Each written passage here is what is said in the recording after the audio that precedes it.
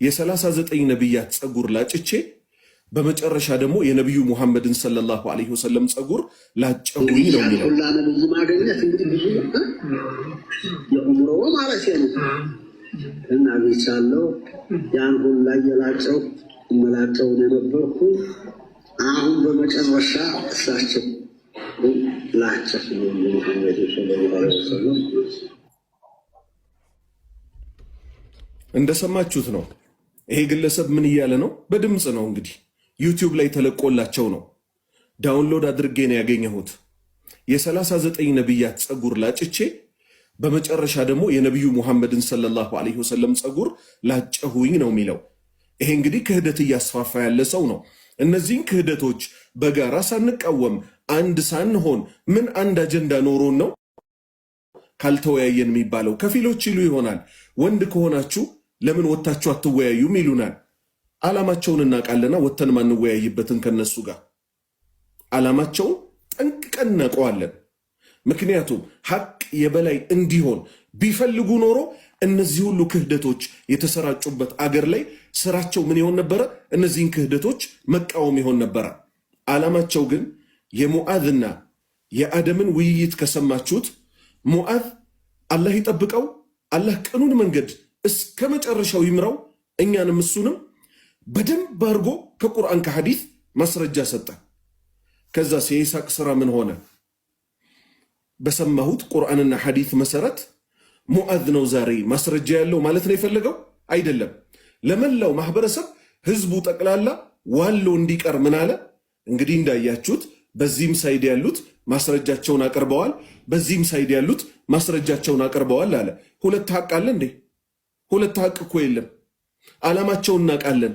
ለዛ ነው እኛ እነሱ አይደሉም አጀንዳ የሚሰጡን፣ እኛንን ከዚህ በፊትም አጀንዳ እንዳለን የነቢያት መንገድን እንደምንከተለው ዛሬም አጀንዳ እንሰጣቸዋለን። እውነት የነቢዩ ሙሐመድ ሰለላሁ ዐለይሂ ወሰለም ተከታዮች ከሆኑ እነዚህን ክህደቶች ወጥተው በአደባባይ ይቃወሙ። ክህደት መሆናቸው ሶስተኛውን ፋይል ክፈትልኝ ሙሉ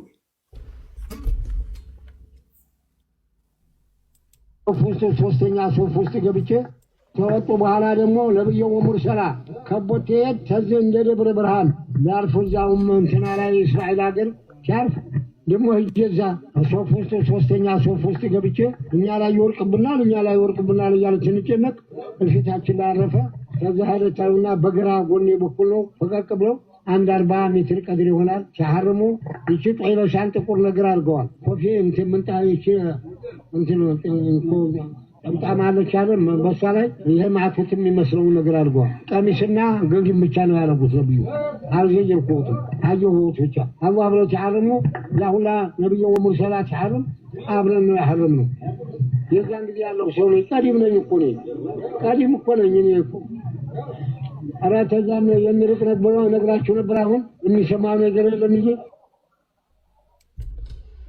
ምን እያለ ነው ይሄ ግለሰብ?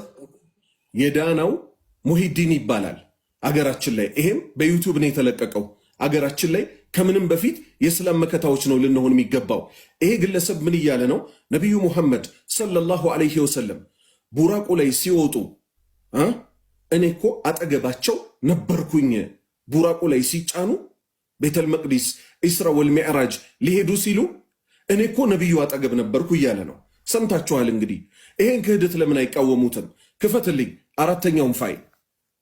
እያሳጠርኩት ነው መሄደው ራሱ ግልጽ ስለሆነ ማላስ ያለ ማዋለሽ ሲገቡ ነብዩ ወሙርሰላ አርዋሁ ከቦ ባለበት ወለተ ላይ ብለው ዛቶን አላየሁትም እንጂ ድምጡን የሰማው ሰው እኮ ነኝ። ነብዩ ሲወለዱ ተደበላልቀን ሆነ ተገመድ ነው አወላለዳችን። አሁን እዚህ ሁሉ ነው ቀዲም እኮ ነው ምን እኔ ጥንት ሰው ነኝ ልታምኑኝ ይገባል። ነቢዩ ሙሐመድ ሲወለዱ ቦታው ላይ ባልኖርም ድምፃቸውን ሰምቻለሁ እኮ እያለ ክህደት እያስፋፋ ነው።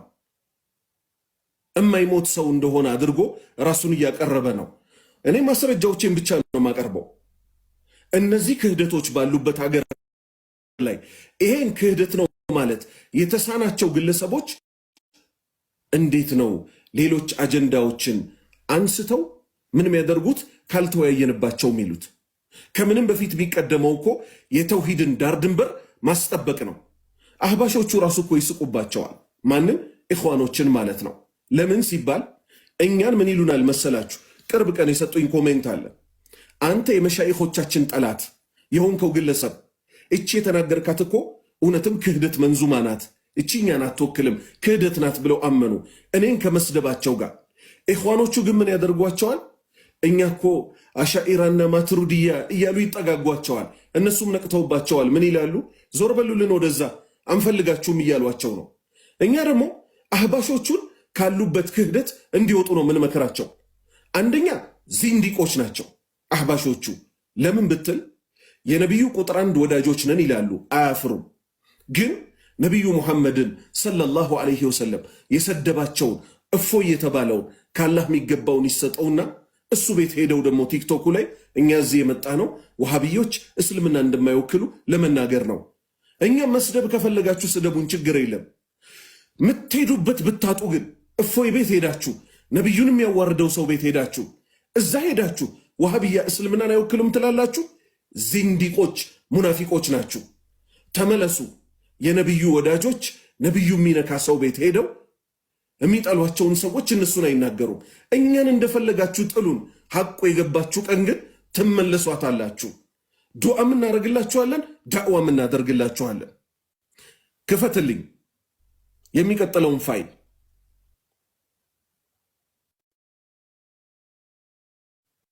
ስድስተኛው አምስተኛውስ የዛይሩ ቁርአን በነብዩ ላይ የወረደው እየተነሸኸ አሸግሮናል። 25,000 የወንድ ቁጥ 45,000 አንድ ያቁሙ ታሽድረቱ ሙንታ የሚባል ሆኖ ሰምታችኋል። ኢና ሊላሂ ወኢና ኢለይሂ ራጂዑን።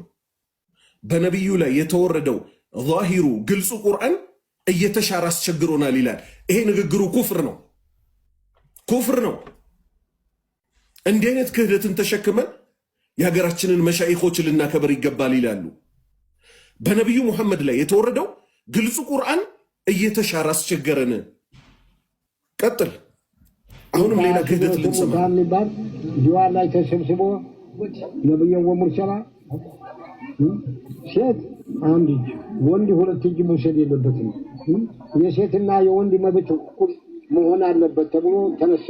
ዲዋን ውስጥ ያለውን ተነሳ ጋር በእጅ ብልጫ ተባለ። 45 የወንድ ቁጥ እጁን አወጣ። ምን እያለ እንደሆነ ይግባችሁ። እዚህ ምድር ላይ ያለ ሰው ነው አይደል? ይሄ ግለሰብ ከነቢዩ ጋር አብሬ ሲድረተል ሙንተሃ ድረስ ሄድኩ አለ። 45,000 የሴት ቁጥብ 25,000 የወንድ ቁጥብ ሆነን ለምንድን ነው ወንድ ልጅ ሁለት ዕጣ ሴት ልጅ ግማሽ ዕጣ የምትወስደው ውርስ ላይ? ይኸው እስከ ዛሬ ድረስ የምንፋረድበትን ህግ እጅ አውጥተን እንሻራልን። ቀጥልልኝ። 25,000 ወንድ ቁጥብ 45,000 የሴት ቁጥብ እጁን ተዋጣጠፈን እኩል ይሁን ብሎ በደርግ ጊዜ ሲታወጅን ይዘዋለሁ። 25 ቁጥር ነበርኩኝ፣ 125 ቁጥር ነበርኩኝ። የዛን ጊዜ በቁጥር ገብቶበታል። በጅነገ ታሸገ ቁጥር የለም። ወልጅ ስለበዛ ጊዜ 124 ሻውል ያለው ምን እያለ ነው? በእጅ ብልጫ የሴቶቹ ቅጥቦች በለጡን። ስለዚህ ምን አደረግን? ወንድና ሴት እኩል ይውሰዳልነ። ወደ ምድር ብመለስ በደርግ ጊዜ ሴትና ወንድ እኩል ይሁን ሲል ስሰማ ከደርጎቹ ውስጥ ወልይ ያለ ወይ አልኩኝ። ክህደት ነው እኮ እንዳለ ወንድምና እህቶቼ ሆይ እንዳለ ክህደት ነው። እንደው እቺ ቃሉ እንዲናት የሚባልም የለም። ቀጥል። የሚቀጥለውን ደግሞ ክፈትልኝ። ማቸውም ሸኽ ሱራ ማለት እምብርት ማለት ነው። እንደዚህ ተብለው የተሰየሙት ለምንድን ነው ይላሉ ለማሻይኾች ሲናገሩ፣ በዚህ በሆዳቸው ነው ራሳቸው ቀደው የወጡት ይባላል። እኔ በነጃሳ መውጫ አልወጣም ብለው የእናታቸውን ሆድ እንደዚህ ከፍተው ወጥተዋል ይባላል። ቢቁድረቲላሂ ሱብሓነሁ። በዛ ነው በእምብርት ስለወጡ ነው ሱራ የተባሉትም ከነስማቸው ማለት ነው። ኢና ሊላሂ ወኢና ኢለይሂ ራጂዑን። ሱራ ማለት እምብርት ማለት ነው። ሸህ ሱራ የተባለው ግለሰብ ከእናቱ ማህፀን ውስጥ እኔ በቆሻሻ መውጫ አልወጣም ብሎ ይሄ ራሱ እኮ ክህደት ነው። ለምን? አላህ በግልጽ ነግሮናል። ወላሁ አኽረጀኩም፣ አውጫችን ማን ነው? አላህ ነው።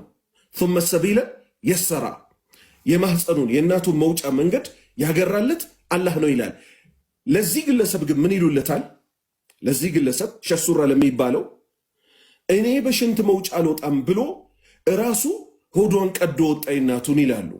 ኢና ሊላሂ ወኢና ኢለይሂ ራጂዑን። ስለዚህ እነዚህ ሰዎች ዛሬ ኡማው ሁለት ሐቅ አለ፣ እነዚህም እኮ የሚናገሩት ሐቅ ነው እያሉ ጥፋትን ሽፋን ሊሰጡ የሚሞክሩ ሰዎች እነዚህን ክህደቶች ለምን ዝም አሏቸው? ቀጥል። የሚቀጥለውን ፋይል ክፈትልኝ ሙቤ። አንድ ነፋሃት አላሉ አላህ ያርገው የሚለውን እጥዋለሁ። አንድ ያቁምልኝ። ሲሷላችሁ አሁን ጥያቄ ልጠይቃችሁ ነው የአላህ ባሪያዎች ሆይ፣ እኛን ከነሷራዎች የሚለየን ምንድን ነው? አላህ ስንት ነው ብንባል ሁላችንም አንድ ነው አይደል ምንለው? አንድ ነው አላህ ነው አይደል ምንለው? ይሄው ይሄ ግለሰብ ምን ይላል? ክፈተላቸው ይስሙት፣ ከዛ አብራራለሁ። አንድ ነፋሃት አላሉ አላህ ያርገው የሚለውን እጥዋለሁ። ሲሷላችሁ ተብለናል። እንደውም ዋሪስ ወይነን አርጀዋለሁ በለው። ያ ነፋሃት ይመጣ ዛሬ አርገናል፣ አሽረና በኋላ አላህ ነው እንጂ የሚያደርገው እንዴት አርጀዋለሁ ይላል። ሸም የጠሩ ብለው ለዲያኑ ይሳኒ ነገሩበት። ዲያና ሀሩሃ ሸም የጠሩ ወይት ሀገር ናቸው ተውለደሪ አርጀዋለሁ የሚለው ሸህ ማን ነው? እኛው ነን። እንዴት ይሄን ትላለህ? አላህ ያርገው ላለው ደረሰንም አሊፈን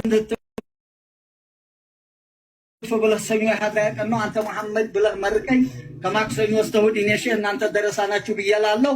ሲሷላችሁ ተብለናል። አላህ ያርገው የሚለውን መርቀንትን ነፋሃት ይመጣል አርጀዋለሁ ላለው ሆኖ አገኘዋለሁ። እንግዲህ ስለሆነ ኪታብ ያገረው ነው እንዲያሉ ይሳል እስቲጃባ ጀባ። አሜን። አሁን ልብ በሉ። አንድ ነፈኻት አለ ማለት አንድ ጥሪ ነገር አለ የሚቆሰቁሰው። መርቀን ስላለ ጫት ይቅምና አላህ ያርገው የሚለውን እተወውና ይሁን እላለሁ ሆኖ አገኘዋለሁ አለ። ኢና ሊላሂ ወኢና ኢለይሂ ራጂዑን። አሁን ልብ በሉ ምን አለ?